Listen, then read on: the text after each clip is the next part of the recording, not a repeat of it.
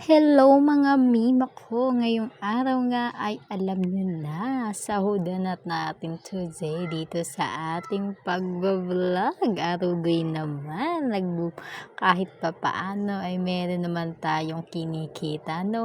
Mapapakending ka nga kapag sahudan na naman.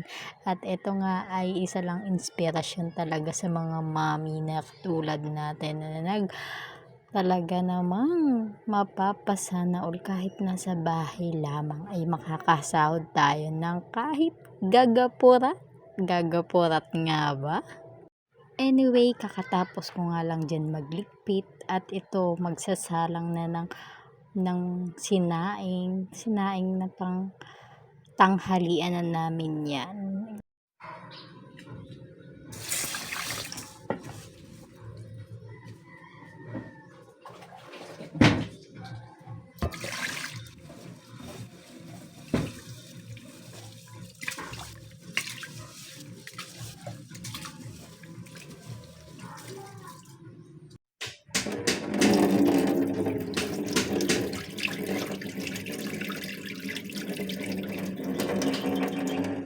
Pagkataos ko nga magsaing dyan, dahil mag-aalauna na 11:30, magpapaligo na naman ako sa aking bunso. At mabilisan nga lang yan at tapos na nga dyan. Mukhang inaantok ng aking bunso. Then fast forward na nga tayo dito dahil magluluto na ako ng sinigang, dahil ayoko na ipakita sa inyo kung paano magluto dahil paulit-ulit na lang at baka magsawa na kayo. Kahit kakaunti lang ang views, okay lang yan, pero tuloy na tuloy pa rin ang pagsasahod natin dito.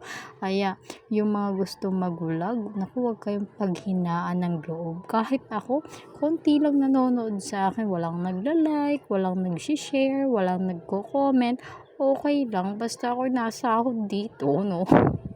Hindi talaga ako napapaghinaan dito, lalo na sa pagvo-vlog araw-araw.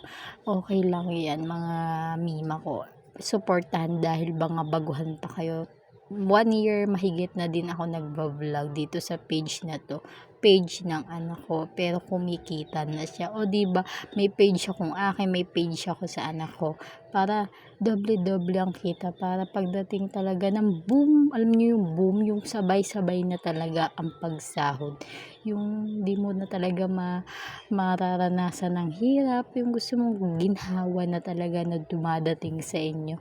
Kaya ipagpatuloy nyo lang yan, magdasal kayo, and lagi kayong mag-isip ng i-content nyo, yung sasabihin ninyo, okay lamang, minsan wala namang boses, okay lang din yun, pasok na pasok, basta't original na original.